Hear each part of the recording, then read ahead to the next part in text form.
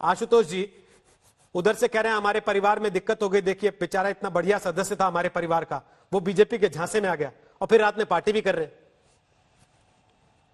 नहीं, अगर अशोक गहलोत जो चाहते थे अगर वो हो जाए तो पार्टी क्यों नहीं करेंगे? ये तो अशोक गहलोत बहुत शुरू से चाहते थे इस बात को, मतलब जिस दिन से अशोक गहलोत मुख्यमंत्री बने थे उस दिन से उनको इस बात का अंदाजा था कि सचिन पायलट इतनी आसानी से छोड़ने वाले नहीं है उनको, और सचिन पायलट अगर पार्टी में रहते तो देर सवेर अशोक गहलोत को अपनी कुर्सी छोड़नी पड़ती और उनको मुख्यमंत्री पद छोड़ के केंद्र में आना पड़ता। तो आज अशोक गहलोत खुश है, अगर पार्टी बना रहे हैं तो मुझे लगता है कि ये समझने वाली बात है। लेकिन ये स्टोरी उसके आगे की बात है। स्टोरी क्या है? दरअसल ये नेहरू गांधी परिवार और कांग्रेस पार्टी की व्यक्तिगत हार है। व्यक्तिगत हार इसलिए है क्योंकि अगर कांग्रेस पार्टी अपने जो जूनियर लीडर्स हैं या यंग लीडर्स हैं, अगर उनके लिए रास्ता नहीं बनाती है, अगर वो छटपटाते हैं, अगर उनको अब पार्टी के अंदर अपना भविष्य दिखाई नहीं पड़ता है, और जो वरिष्ठ नेता है जो 3-3 बार के मुख्यमंत्री रह चुके हैं, 3-3 बार के पार्टी के अध्यक्ष रह चुके हैं, अगर वो बैकसीट लेने के लिए तैयार नहीं है तो इस तरीके की बगावत पार्टी के अंदर होगी। मुझे अभी भी लगता है कि आज कांग्रेस पार्टी ने जो सचिन पायलट को लेकर फैसला किया है वो गलत फैसला किया है। उनको आज भी इस बात की कोशिश करनी चाहिए थी सचिन पायलट को मनाने की, और मेरा अपना मानना है कि सचिन पायलट मान गए होते।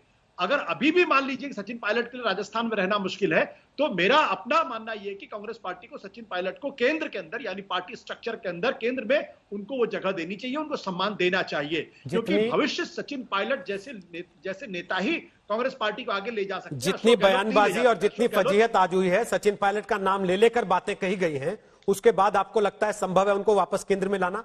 दूसरा, आपने कल भी एक बात कही थी, आज आपने उसका जिक्र नहीं किया, लेकिन बात लगभग वही कही है। मार्गदर्शक मंडल बीजेपी में होता तो आपको बिल्कुल नापसंद रहता है।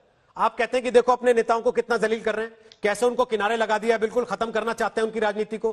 कांग्रेस को आप सलाह देते हैं देखो बीजेपी तो मार्गदर्शक मंडल बनाती है, और तुम अपने बुजुर्गों को आगे कर रहे हो, जवानों को बाहर निकाल रहे हो।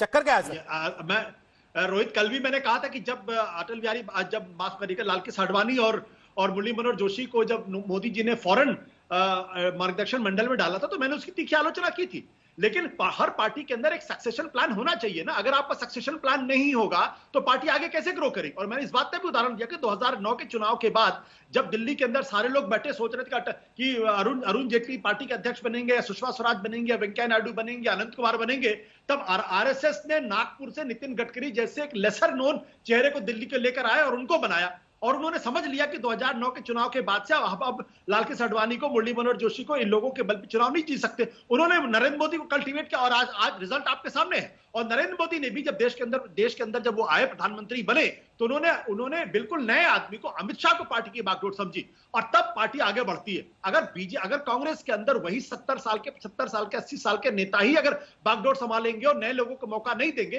तो देर सवेर ये टूटन होगी। इसलिए मैं कहता हूं ये अशोक गहलोत के लिए जीत का अवसर जरूर हो सकता है, लेकिन कांग्रेस पार्टी के लिए हार का अवसर है। और यह सिलसिला सिर्फ सचिन पायलट तक नहीं रुकेगा। मैं आज फिर कहता हूं आपसे, अन्यथा सचिन पायलट को केंद्र के अंदर लेना चाहिए, या तो उनको वाइस प्रेसिडेंट बनाना चाहिए या उनको वर्किंग प्रेसिडेंट बनाना चाहिए, और उनको जिम्मेदारी देनी चाहिए कि आप पार्टी को पूरे देश के अंदर खड़ा करने की कोशिश करिए। तो ये सचिन पायलट सचिन तेंदुलकर बन पाएंगे कि नहीं?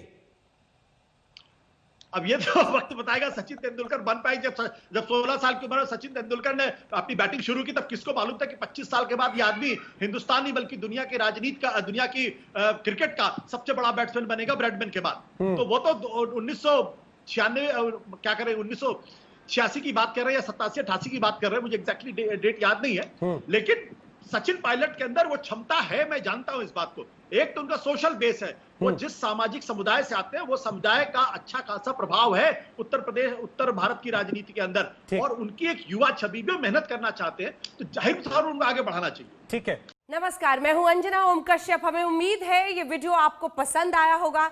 लेटेस्ट खबरों के लिए यूं ही देखते रहिए आज तक, और इस वीडियो के पसंद आने पर लाइक, शेयर एंड सब्सक्राइब करना ना भूलें।